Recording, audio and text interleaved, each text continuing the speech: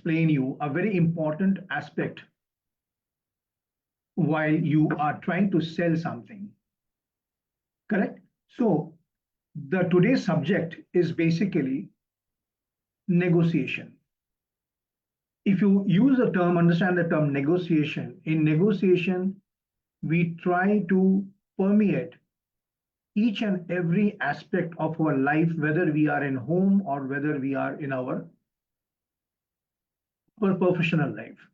Even kids also negotiate with their parents to buy them the latest, a gadget for them. Even every one of us also negotiates for something to get it done as per our own requirement or choice. Now, while negotiating, we have to remember one thing. It is an absolute process which we follow unknowingly. We don't understand that how we have reached our goal with a negotiation. For example, take a customer success. So a negotiation is a handy tool that helps the customer success managers to offer their customers the right upgrade and cross-sell the product as per their need. So today, what we will do, we will actually talk about what are the different aspects of these negotiations and how do we should negotiate our negotiation process so that it helps you to get your customer and you can win their decision. The ultimate goal of any salesperson in any organization or any sales process in any organization is to win the goal of customers' satisfaction so that we can close it. Number one point, which I want to discuss first, is listen more than you talk. Different study says that nearly 77% cases we actually lose our customers because we are not listening. We are leaving the negotiation table just because we were not listening. So customer discovery conversations are very, very important. We have to closely, minutely listen to what these people are trying to say, what the customers, the prospects actually are trying to say. Because depending on that, then only we can go forward with the next part of discussion. Now, if we cannot stop listening, then what will happen? Let's understand that. If we start speaking and don't allow the customer to speak, then we will never understand what actually they are looking for. And that's where we come into a problem. So listening empathetically to your prospects is no less than a growth hack. When you listen with empathy, you build a deep emotional connect with your prospects. That means your prospective customers, which helps you to have a very, very meaningful, in-depth conversation. Active listening is directly proportional to one's ability to close more deals. And there are lots of studies on that. A few studies which says that, what is the talk time for each team member? There are a lot of studies are still going on negotiations. They say that, the talk time of the member depends the course of the conversation. When the talk time of the member depends and they carries on, then sometimes we lose the deal at the table.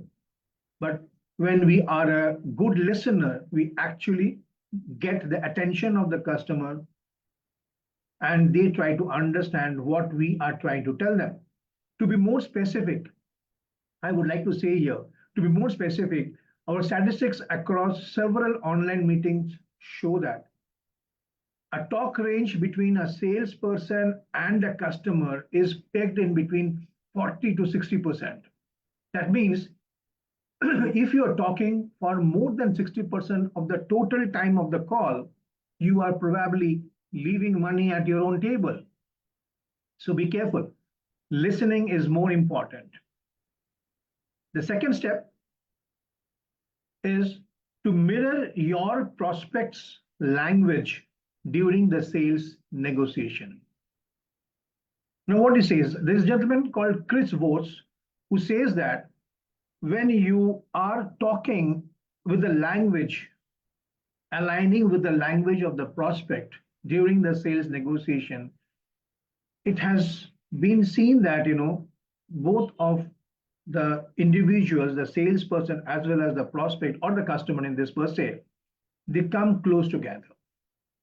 There are a lot of books on this.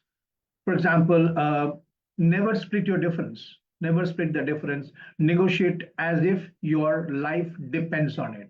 So what it says is basically you have to use what is mirroring actually. That is very important. What is mirroring? Mirroring is nothing but repeating the few keywords which your prospects and your customers are actually using while he is talking to you. So effective mirroring cues the other person towards the discussion, and they are ready to pay more attention to what you are trying to say.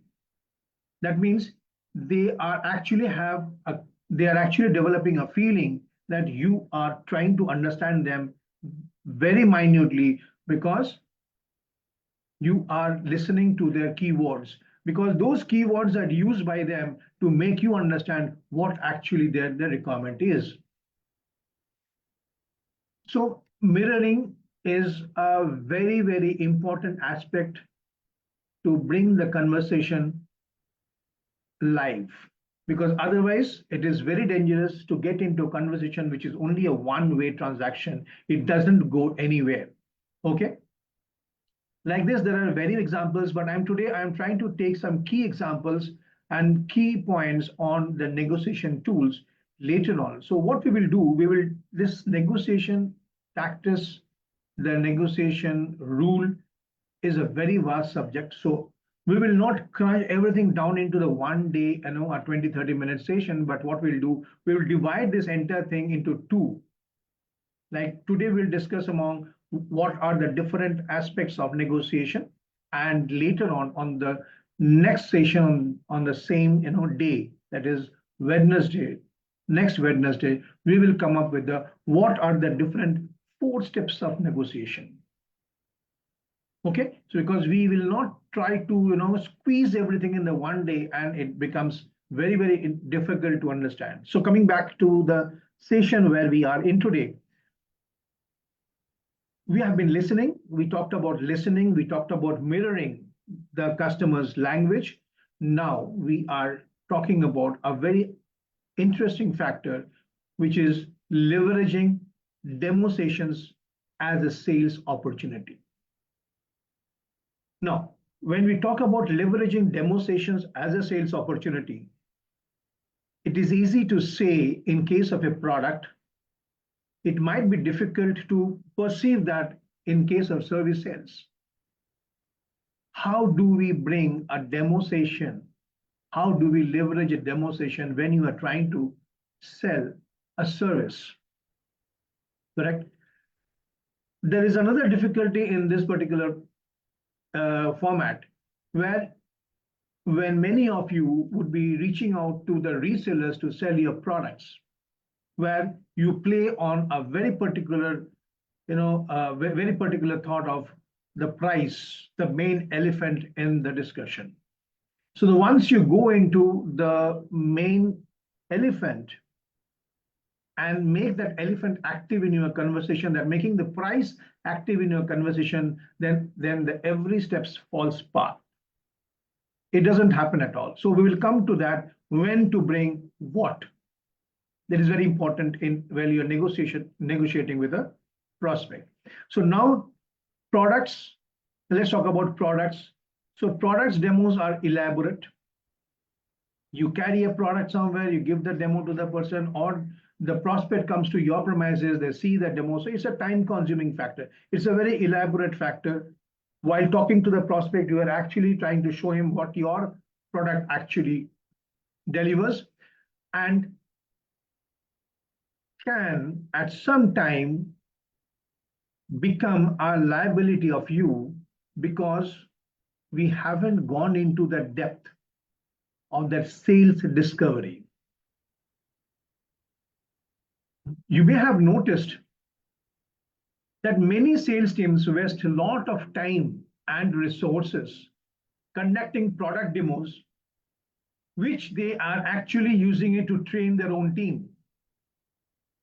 I repeat this word once more.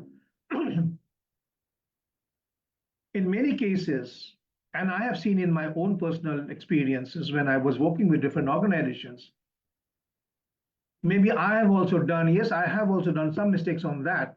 When we try to, elaborately describe a product to the customer as if we are training them. It's a very, very wrong way of doing it. We are not training the customer about the product. We are talking about the key inputs, the key usefulness of the product. So the demos are required for selling your products and not training your customers. I think I need to repeat this, and I repeat it once more for you. Demos, product demos are not for training your prospects or training your customers, but for selling your product.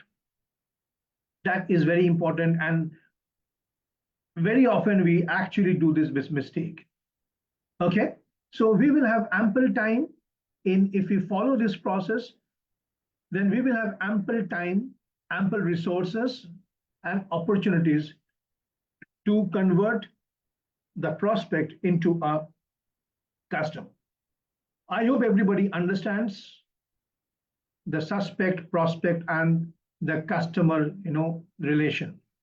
So realistically speaking, demos exist for you to actually paint the product before the customer, before your prospect, to show them what your product, here I add the word, what your services or your products can actually do for them.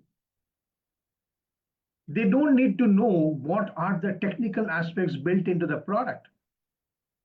They need to know why the product and how the product or the services will actually help them or can do their life easier, because people only buy to make their life easier. And remember one thing, when it's a human touch, so people buy from people only. So that is why today we are discussing about the art of negotiation, the art of discussing with the customers, with their prospects. Okay, because people buy from people and the people get them the product. So people does not go and buy the product. They always try to buy something by knowing something about that product, whether it be a human being, whether it be an online Amazon services. They actually go into the product, understand it, how much he will be helped by that product, and how much his life will be easy with that product. That is the main purpose of introducing demo inside your negotiation process. So when you do this, you have to keep your demos short, simple, to the point, centered around what he was taking. Going back to the first point of listening, once you have carefully listened what he have said, then it becomes perfectly okay. So demos should be short, crisp, simple, without any technical jargons, and centered around the point which will resolve your prospect's needs. The moment you do this, you will be at the upper hand on that particular situations where you become the guide for your prospect to buy something. So demos are crucial. Demos are not technical discussions. Demos are not training. Demos are simple short process to show how this particular product or this particular service will make the prospect's life easier, and that will cut down your time and make things better.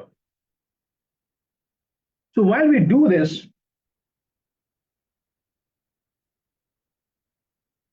another point which actually comes into my mind at this particular moment, which I want to put it as a fourth point, is that bringing up the right topic at the right time. Underlining right topic at the right time, which I feel is one of the key negotiation tactics. Here, the entire discussion should be a very clear flow with an agenda. So, post greeting and meeting the customer or the prospect, we must set up an agenda how this entire process is going to happen. Because remember one thing, negotiation is a process between two individuals which helps to leave the negotiation table with a piece of joy. No one should feel devastated. No one should feel of being at a loss. Both should leave the table at a win-win situation. That is what negotiation is all about. So therefore, when you are getting into a call, you must make sure that you establish that agenda, that context, by touching upon the keywords, the key product liners, the highlighters of that particular product. Create an agenda template, share it with your prospect, and then work along the baseline of the entire subject of negotiation. That makes it the life easier. So there are different template libraries out available, and you can follow any one of them, and that is how it helps, because when everything is an agenda, then you don't tend to move around. You tend to be at one particular place. So while discussing 1, 2, 3, 4, negotiation will not be easy. Negotiation is not an easy process that whatever you try to explain, however more you listen and however you put an agenda behind it, everything will be a smooth sail. No, not at all. Let me correct you. There has to be objections.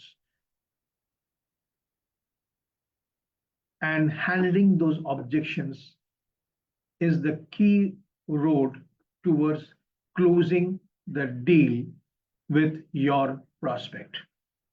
So leverage objections without getting afraid of it. Without avoiding the objection, use the objection to handle, or I would say use the word earn trust. Leverage that objection which the prospect is putting on you and handle it so that you can earn trust of it. So a key part of being a master negotiator is to field objections, to take care of the objections during the sales conversations. And you will notice that many of times a sense of irritation actually disturbs you. And it says, a study says by HubSpot, that 35% of sales leaders perceive objections handling as a biggest challenge for executives and sales representatives. But objections are the road to your sell. Objections are actually a tool which opens up opportunities and helps you to deeply understand your customer psychology. Because remember one thing, your customer or your prospect is trying to buy something to make his life easy. So he will definitely come out with objections if it is not as per his thought. In that terms, the objections which the person is fielding with you against you are basically an opportunity for you to understand your customer psychology and move them towards the beneficial goals while you are listening. So your discussions become short. You don't have to run elaborately, haphazardly to find out the ways how to convince your buyer. So objections are key for identifying your customers' concerns and helping them to navigate to a solution. Successfully handling objections takes you from a flat no to let me think about it. Because if your buyer, if your prospects, or if your customers are not understanding what you're trying to say, even not understanding the demo, and not understanding why he should buy this product or the services, then there is a 90% chance that he will say no. But successfully, patiently, carefully, if you handle the objections from time to time without hurting your prospect or your customer, then this no can shift to let me think about it. Or maybe at sometimes, if your discussions are very fruitful, very live, and it is supported by the demo, the usefulness of the product, maybe sometimes, some testimonials from your previous customers, the prospect can come out with a word, you can say, I can work with that. Or maybe I'm not sure about it. So it becomes more narrow and it becomes easy for you to bring the discussions towards a closure. Remember one thing, negotiation is a process to bring your sales system into a closure. And it is a part of every sales process. Okay. Now, when you're doing all those things, you as a salesperson, as a sales representative, we are also very, very much excited that when to close it. I am doing all what I can do. So while doing all those things, we have to apply gentle but a firm pressure on your prospect so that you understand that the entire line of conversation is going towards a goal, and the goal is to help the customer buying your services or your products. Now, while you go to this, the elephant comes into the picture, the price. So when you are putting a gentle but a firm pressure, the price related conversations, the invisible element in that room, in your negotiation table, will jump up immediately. But remember one thing, don't allow it to provocate you. Pricing is like a little dance that both you and your prospects do while you try to negotiate your services.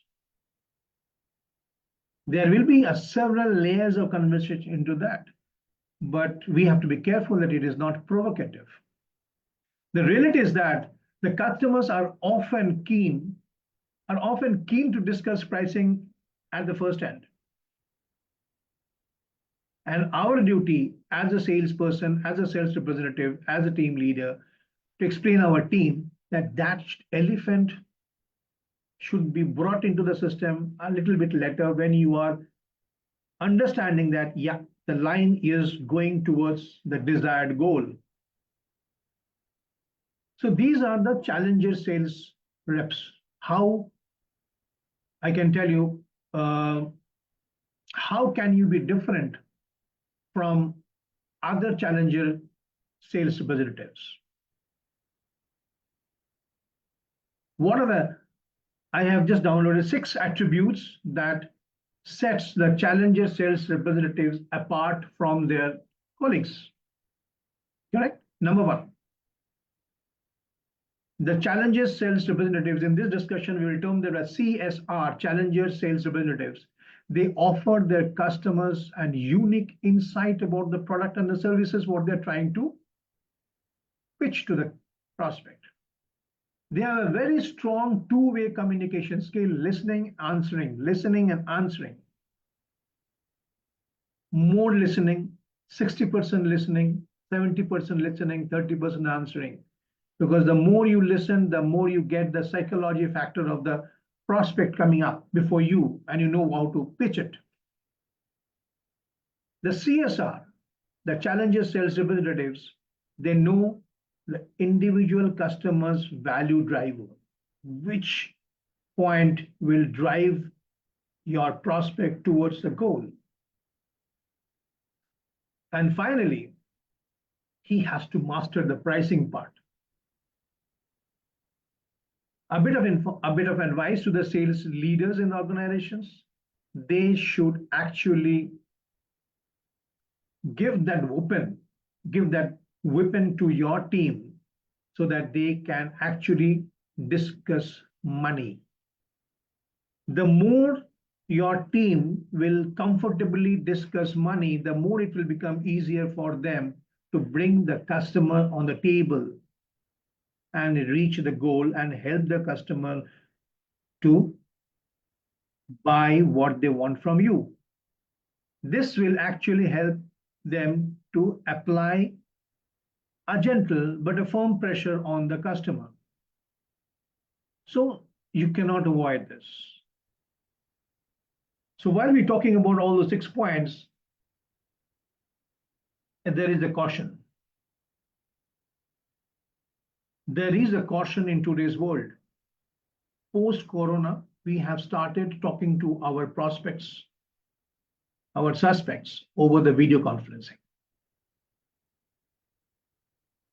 In the last couple of years, it has actually disrupted the entire sales process and made it easier, but sometimes it has made it difficult also. Because in the video calls, which I have also seen, people become more aggressive, dramatic. Okay? When they become more aggressive and they become more dramatic, remember, your body language is well understood by the person whom you are speaking to. So keeping calm and being on the point actually gives a little bit of, I will say a little bit of confidence in your customer. If you are trying to use the same canned sales speech, if you are trying to become a very aggressive, or maybe you are expressing a fake enthusiasm, with your voices, with the voice modulations, and all these things which we very prevalently show, throwing up your hands and every there. People understand. The buyers understand that it is fake, it is not right. Be calm, be gentle, be to the point, understand the psychology of their buyer and explain them how it happens without becoming aggressive, dramatic, over enthusiasm about all these things. That will become easier. So don't be too aggressive. Nobody wants to get sold off. Your prospects will never like to be sold off. They want to buy something and you have to help them to buy. So being aggressive doesn't help at all. Don't use the same canned sales speech. Be very normal. Delivering canned sales speeches do not resonate with your prospects' unique requirement, unique frustrations. So they will not come at length with you. Avoid fake enthusiasm. Getting excited over the phone, getting excited over the, over the video conferencing, and then a lot of videos moving around and telling this and that, plugging in down something, pushing in down something, and everybody is trying to, and you will immediately get this help and all those things. It doesn't work. People could understand that it's completely fake. Prospects, your prospects can tell whether you are sincere versus whether you're trying to show something different or more than natural through your tone and your body language. Because you are actually trying to help your prospect to buy something which will ease out their life. Correct? So, the most crucial part, when we do all these things and we start thinking that, okay, I've done all my best and I should get him on board. But it says that it requires nearly 8 conversations, 8 calls to convert a prospect to a customer. B2B sales and B2C sales, there are 2 types of sales, right? B2B sales cycle takes a bit longer because there are certain nuances that make them more complicated inside that. So it may take more, but when you're talking about a B2C, it nearly takes a very processed 8 calls, which many of the salespeople actually leave it on the first or the second call, and they think that, he is not responding. That is the common language which I hear from my, from the sales team of my different clients, which I coach them on behalf of Action Coach US. So I see people getting frustrated after the second call. Following up with your prospects is an underrated sales skill, but it actually unlocks a lot of possibilities of getting into the different requirement of the prospect. Unfortunately, 44% of salespeople, this study has been done by an organization called WOMA. They say that 44% of salespeople give up prospecting a lead after second, third call. They feel frustrated. The prospect is not responding, so they start moving into another. But